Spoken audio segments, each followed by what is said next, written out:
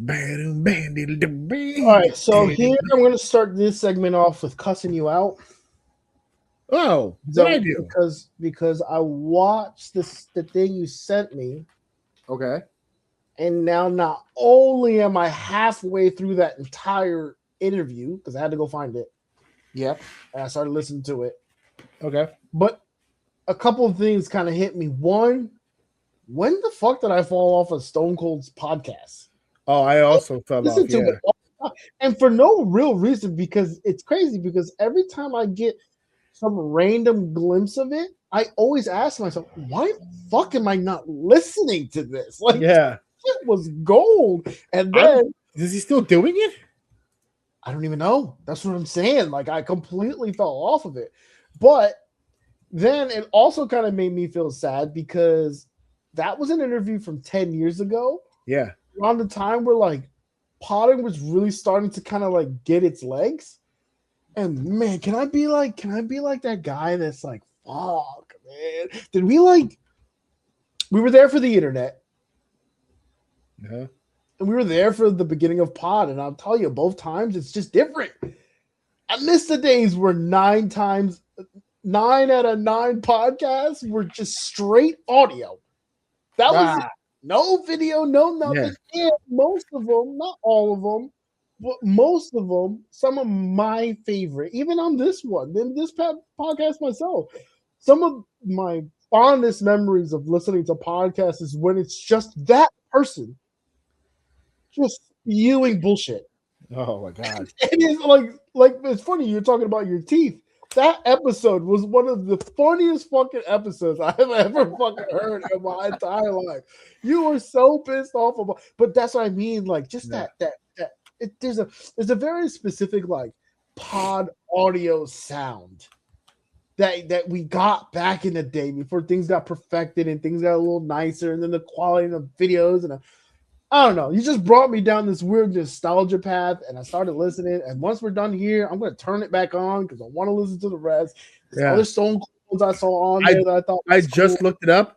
He's So still doing the show. There's new episodes out right I now. gotta get back on my Austin pod, and I'm running it from older pods, and Oh, I'm you gonna go work catch my up. way up You go catch up. because I loved that podcast Yeah, a me too. lot. He would crack me up. I don't know. That's why I wanted to cuss you out. I'd spent the last before we got on here, like One of the 2 hours greatest just listening to that shit. podcast stories ever told was Stone Cold Steve Austin versus The Fly. Still to this day, one of the greatest cuts of promo. It's gonna be me and you, Fly, at the Rosemount Horizon, Chicago, Illinois. Oh man, he is Such good definitely times, man. such Oh great my times. god. But we Shout are. out. I brought up that podcast because it's the. I brought up that audio specifically for this topic Mm, because it's amazing to me that no matter how many times he's done interviews, Steve was the only one that got that answer out of him. If you mm, look at other interviews where he discusses ECW, he doesn't really go into a lot of description. He makes a lot of jokes, a lot of comments, bankruptcy court, using his parents' money, the whole shebang.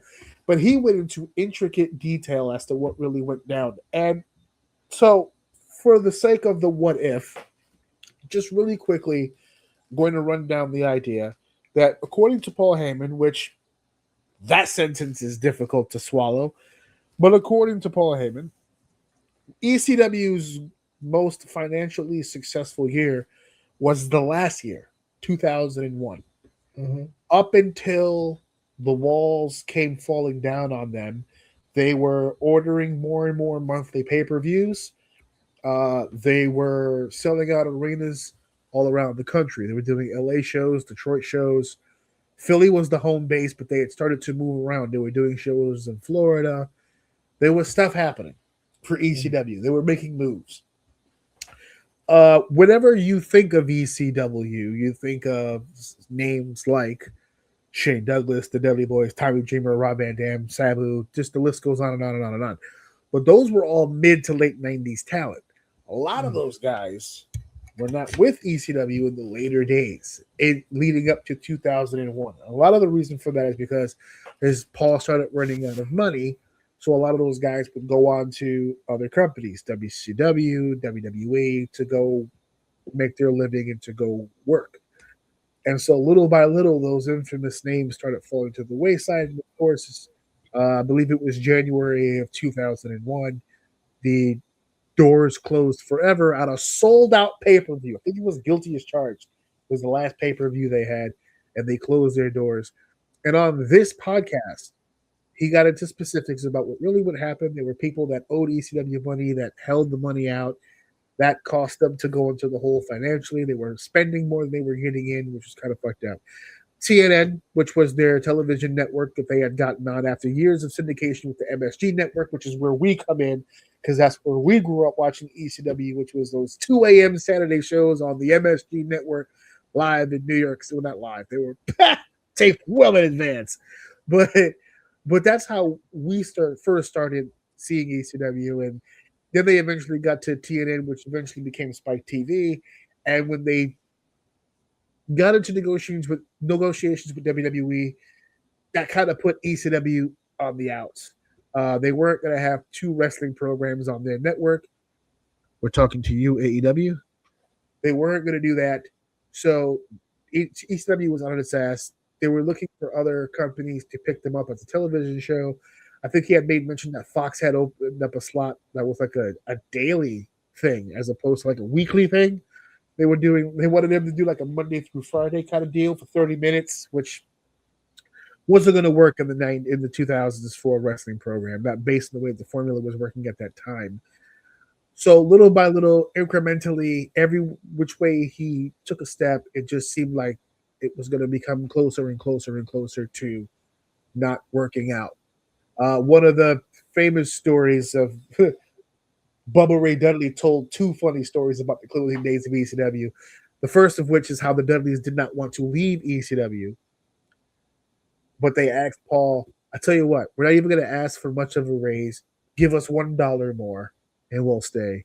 And Paul's I can't give you $1 less. Like I can't. It's like this. It's bad. So then they went to WWE. But the second story, the hilarious one, where it was the final run of the Dudleys in ECW, and I think they were doing a show out of town. So Bubba was looking for his airplane ticket, and Paul goes, "Wow, I'm gonna FedEx you the ticket." This is before mobile tickets and all that stuff. He said, "I bought the ticket. I'm gonna FedEx it to your house." 3 days go by. There's no FedEx. There's no ticket. They called Paul on the phone. They said, "Where is the ticket?" "Oh, I FedExed it to you." They said, "All right, cool. Let me get the confirmation number." So Paul starts reading off an assortment of numbers and letters, and Bubba's writing it down, and he goes, "Paul, that's too many numbers." He goes, "All right, just take the last one off." So, so yeah, there was no goddamn FedEx at all whatsoever. There was no fucking plane ticket coming. Get in the car, asshole. Start driving. But it was a rough time toward the end. So the what if scenario that I'd like to pose: what if the 2 major things that caused ECW to go out of business didn't happen? Let's say, because he stated on the show that ECW went out of business $7 million in the hole, but they were owed up to $4 million based on the different sponsors and all the different things that they had lined up that were giving them money, which would have cut the debt in half. And then you figure if they get on a television network, they can start. They were at the point of momentum built. Right. They just needed an avenue to continue pushing it. Right. And it all just got severed. And it all got severed. Little by little, death by 1,000 cuts. It just kind of happened in that way. So the what if that we have here is, what if the money came in, and what if they got the other network and did exactly that? They were able to prosper and continue on with the company. What does ECW look like in 2002 or 2003 or 2004? Because there are a lot of people who say that it would have had to change, that it would have had to evolve, that there's no way that the blood and guts of 97 would have worked in, say, 2005. 100%. He said it himself. Yeah, he has. Well, That's the thing. I listened past the clip yeah, that you sent me. So yeah. and I'm glad I did because now I can come in with a little bit more. Because I think I read your question and then I watched the clip and then I was away from my phone and auto played to the next thing. And it was the same conversation, but Right. two different clips. Uh-huh. So I thought I was still listening to the clip. And it just went longer and longer and longer. And I realized, oh, it changed. But yeah, to his point, like even he said, like if I ran a company today, if I mean, I think he kind of had a hard time answering that. You know what I mean? Because even he was like, dude, I wouldn't let Because anyone I hit each think other with a chair. he knows the truth, which to me, in my opinion, the truth is that now as a businessman, or even 10 years ago when he did the interview with Steve, because think about 10 years ago, he was still in the middle of that run with Brock Lesnar, WWE title, WrestleMania main events. It's where the whole thing started. I think in that version of Paul, he realizes, yeah, we would have had to pivot at some point. But I think in the trenches, Paul, the 2000 and 2001 Paul Heyman, the one who told TNN to go fuck themselves when TNN told them that they had to dial it back or that they had to do less of this or take this away. In the heat of there's something rebellious about the spirit of Paul Heyman that even if he agreed would have been like, fuck that. We're going to do it this way because this is the way that we do it and this is the way that fucking works. In hindsight, yeah, I think he would have changed. Here's where I think change for him would have been possible, if I may pitch this, because I wrote this in the rundown as well. After ECW and WCW collapsed in 2000, 2001, for whatever reason, it just worked out this way that in the ashes of WCW and ECW rise two new factions in its place: Total Nonstop Action and Ring of Honor.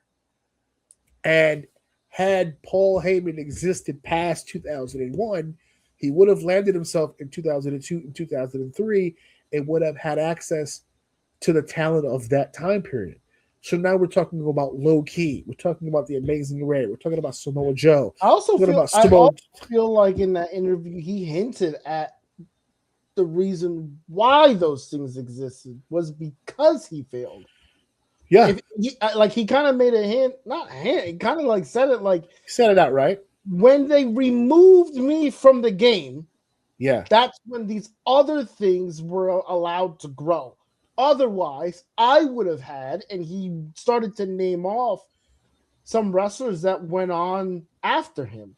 So CM Punk, Samoa Joe, Christopher Daniels. Yeah, Brian Danielson. I believe in a roundabout way, in a small part of him, or maybe in a big part of him, believes that like those companies don't even exist if he still survived. Well, that's another part of the conversation to be had. I wrote this in the rundown too. TNA is a separate issue. TNA was created by the Jarretts. That has nothing to do with Paul. I have a feeling based on the way that Jeff Jarrett's, because Paul can take that credit if he likes, because he did change the game. He did innovate new things, and it did make rise for other places. But ECW wasn't the only one that did that, and it wasn't the only one that closed its doors. If you want to say, and people have done this, because Gabe Sapolsky is the one who started Ring of Honor, and excuse me, he's not, I misspoke. He's not the one that started Ring of Honor. There was another guy, Rob Feinstein, I believe his name was. The point is that Gabe Sapolsky was working with Ring of Honor post ECW, and Gabe Sapolsky was a Paul Heyman mentee. Paul Heyman mentored Gabe Sapolsky into the game. He put him on. He's the one who taught him how to do what he does. And so people usually do associate Ring of Honor to ECW just based on what they feel like would have been the natural progression. There are people to this day who say that if ECW had stayed, it would have looked a lot like Ring of Honor did, with that style and with the viciousness and the intensity. Because Paul came up with a bunch of guys who, with all due respect, were great workers. They were Stevie Richards. No, I mean they had a long Jericho, Malenko, Guerrero. You can go down the line, even in the later years with RVD, Lance Storm, Just Incredible. They had their fair share of great wrestlers. But the lineup that came after them is a murderer's row of some of the most innovative wrestlers of all time. And I think Paul would have played a different hand, or would have played a different game with a different hand. And those wrestlers that were coming up would have, I think, would have influenced change for ECW. And I think that would have happened a lot sooner than people think. I think the moment, okay, I think the change you're talking about, Yeah, that discovery was made in that moment. In that moment where people were playing chicken with him. In that moment where the people behind the scenes knew it would be a small chance in hell that he gets any of the things that he needed, the things he was talking about, the publication, the place that I have the content. I have nowhere to put it, essentially, is what he's saying. And I think the people who he was pitching this to knew that. I also think Vince was so big at the time that, and wrestling was still kind of small. Am I okay to say that? Like, it's not what it is today. No, right? And that time period it was definitely a much bigger thing. Pro wrestling at that area was pretty big. I don't think television studios or anything for that matter is clawing to get their hands on a big ticket WWE on their network like at that time. You know what I'm saying? So like, because he made the comment of one of the networks, I forget which one it was, where he's like, I can't get number one. Why the fuck do I want number two? You know what I mean? Like, I can't get. Yeah. And what I'm saying is like, the TV or wherever they were trying to place their product had such a narrow mind about wrestling, right? No one really kind of wanted wrestling, but this one group of people is making a shit ton of money, so we'll give them the space because they're making money. But to their knowledge, like, they don't know wrestling. They just know the money. They know what Vince is doing, so they want Vince. They don't care about anybody else. They're not looking for the next best thing because they don't give a fuck about wrestling to begin with. So if they're not getting Vince, they didn't want anything else. That worked against them. And then on top of that, he has a very difficult time selling this package. He kind of made a comment on this with the blood. Certain promoters don't want to promote you if you're whatever. He dropped specific names. I can't remember them. Yeah. I think he said like the military or something. Guys, it's on YouTube. It's the Stone Cold Podcast. Right. He made very specific points, and he is correct. And I think it was that moment where he's still fighting. He was trying to still get his thing, but I promise you, at some point through that ride of trying to save his business, he sat there and some of those no's, some of those fuck yous. He'll probably never tell anybody this, but some of those no's, those fuck yous, or I'm gonna do it my ways, had to just be like, if I just like compromise the one time, you know what I mean? Like, could I have gotten there? And that's why I say, like, I think in that moment of losing his company is where he would have. So let's say through the grace of God, he ended up getting that money and staying afloat.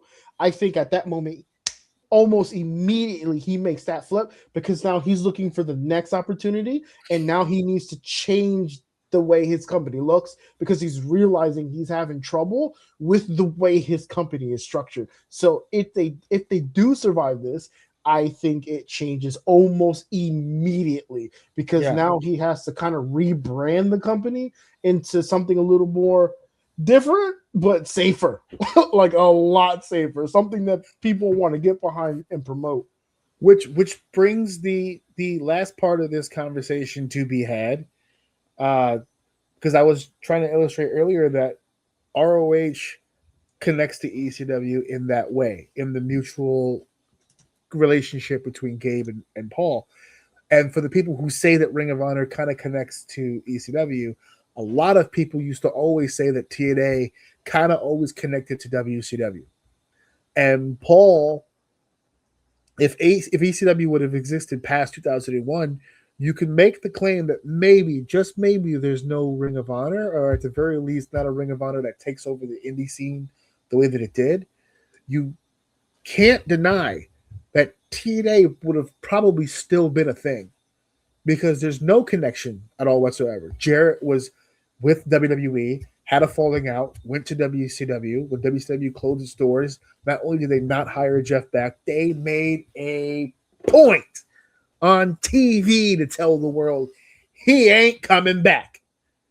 They did a whole backstage deal with WWE on one TV and WCW Nitro on the other, and Vince McMahon going to the camera and going JEFFJARRET is still FIRED. Fired. No fucking way. So Jeff had no recourse. He had nowhere else to go, and he got hooked up with his legendary father, Jerry Jarrett, and there's total nonstop action. That, in my opinion, would have happened regardless of what happened to Paul. So now we would have been looking at a new era of wrestling where it's WWE, which is now in the early 2000s starting to shift, right? The Attitude Era is over. We're doing the Ruthless Aggression Era. And for the record, for those of you who don't remember, the Ruthless Aggression Era was not really that long. From about 2002 to about 2008, and then we started heading into the PG era. And TNA, for the most part, despite it being a little on the edgy side, was never raunchy. It was never really an ECW type program. They were also pretty family friendly. That's kind of where wrestling went during that era. What would Paul's version of ECW look like in a predominantly PG era for wrestling? Which leads me to the conversation that most people have told me when I brought this up. This is what I said at the beginning, how there was much debate and still getting text messages on the phone because, and now in hindsight, a lot of the ECW talent, including Paul, have said this. It should have died where it was. Because yeah, I believe that too. Where it died, where it existed in time, the decade that it ran in, the fan base that it had, with the music and the rebellious nature, everything that made the recipe perfect, it didn't live long enough to see itself become the villain, to see itself become the sellout, sanitized version. Or take a look at what happened in 2006 with ECW, when it became a WWE product. That version of ECW. At the very least, when that ECW existed, the fans could still go, well, that's not Paul's ECW, that's Vince's ECW. But would that thought process have still existed? Would Paul would have still gotten the pass if there was no Vince involvement and it was 2008 and that's what ECW had become? It would have ruined the legacy of ECW. We wouldn't be doing ECW chants in arenas to this day. ECW would have still been the hub for hardcore wrestling. Yeah. But it would not be not even a third of how extreme it was. And to that point specifically, you will always get the guy that goes, man, this used to be way better back in the day. Yep. It's just not what it used to be. Nope. Better for worse, they still have its company, still be making money. The product would probably be decent. I have a lot of faith in Heyman, and that if he had what he needed, he would be able to create a good product. But even if, let's say, it became WWE level in production, people would still have that stigma of this ain't what it used to be. Unfortunately, that's just the way it would end up being eventually. That happens to everything, unfortunately. Yeah. I think it was Paul that said it. No, was it Paul or Bully Ray? I can't remember. That ECW was Napster. It came along. It changed the fucking game forever. It bust the doors open. And it busted floodgates. Without Napster, there's no Spotify. There's no SoundCloud. There's no. But you rarely ever. It's not really discussed all that much anymore. That's ECW. They changed the game. They took it to a different place. The wrestling business has been kind of stuck in that place ever since. Because now I feel like it's time to get away from some of it. But I've been around enough ECW guys in my own personal life, and I've heard them all say it to me. I've heard every single ECW guy that I've ever worked with looked at me and just say, man, I wish it was dead. Because, I'll never forget working with Rhino at House of Glory. And here before me is the former ECW heavyweight champion, the former ECW television champion. This is a former WWE hardcore like, you know what I mean? Like, he's got the accolades, and I'm the ring announcer. I'm like, yeah, I'm gonna put all that shit over. He was like, don't do the ECW stuff. You know, I'm kind of doing NXT right now with the guys and coaching. Let's talk about NXT. Let's talk about the WWE. Let's not talk about the ECW. He didn't even want me to mention the ECW stuff. So like some of these. So I know some of them write it to the ground, but there are some out there that are just like, I think Taz recently said it. Recently, because there was like an ECW thing that happened at AEW, and he was just like, I just let it be dead. Just let it be dead. Because I think there's a part of us that kind of wants to keep. It's a better memory than it is an actual thing. Hey, listen, man. At the end of the day, I think the best way to compare it is like they just lost their significant other. You know what I mean? And that significant other, people love that person, so they see you and they relate you to that person, and they bring it up every once in a while. I'm like, dude, I loved her to death. Can you just stop bringing it up? Like, I don't want to think about it anymore. I love it. That's my memory. I put it to bed. But every time you talk about it, you bring me back to a place I don't want to be. Like, let's move on. Let's move on. It's painful for some of them. I heard somebody on ESPN the other day say the only positive of Kobe's death is that we never got to see him get old. In our minds, he'll always be in his prime. Yeah, and that's one of the things I love about AJ's retirement. I think he can go for another 5, 6. Yeah, if he wanted to, yeah, at his health, yeah. Absolutely. I think I'm lowballing him because we've seen people in worse conditions go longer. So I think he can do 5, 6, 7 more, and he wants to be with his family, and that shit I love that for his entire legacy. I love it. He did not cut, like, he's just doing his thing right now. And it's just that, man. That's the best, dude. People don't like greatness. They want to see you go from nobody to great. And then once you're there, fuck off. The people don't want to see your greatness forever. Anyone who's at the top of their game play too long, then the same could I'm probably gonna get killed for this. The same could be said about Jordan and in the manner of which he went out. Because didn't he go to try to do baseball? Didn't really do too great, but then came back. But at that point, it was different. He wasn't the same MJ, right? So no one talks about Wizards MJ. You know what I mean? Well, first of all, when he came back from basketball, he was better than he had ever been. But it was only 3 years after. So technically, he was still like late 30s. He was still kind of in his prime. Okay, I understand where you're heading. You're just confusing your timelines because it was after 98 when he retired, and then he came back as the Wizards. And the funny thing about the Wizards is if you look at the Wizards, if you look at his Wizard stat line, he still wasn't that bad. But that wasn't MJ. Yeah, but no one talks about Wizards. No, because I don't see MJ. A Wizard. I'm sure there's people out there that got them, but I don't see Wizard MJ jerseys. Do you see what I'm saying? It's like when you think, I'm sure. But my point is, peak Michael for us is the Chicago Bulls. Yeah, that's 23. All anyone ever talks about. He didn't go until his body gave up career on the Chicago Bulls. He had a weird career death, and then not to say that he wasn't good afterward, but there is a stop on the career of which people celebrate. And that's to my point here. If you go out at the right time, whether it be death, God forbid, or willingly, which I think a lot of people should do, but if you still got it in you, then whatever, right? Yeah. That always, people tend to be remembered better in that manner than when you go to your body can't no more, and then it gets weird. So your Michael Jordan comparison actually really does fit here because 98, the three-peat, the second three-peat, the documentary on Netflix, The Last Dance, was about that whole last season. And you're saying that he had a weird end to his career.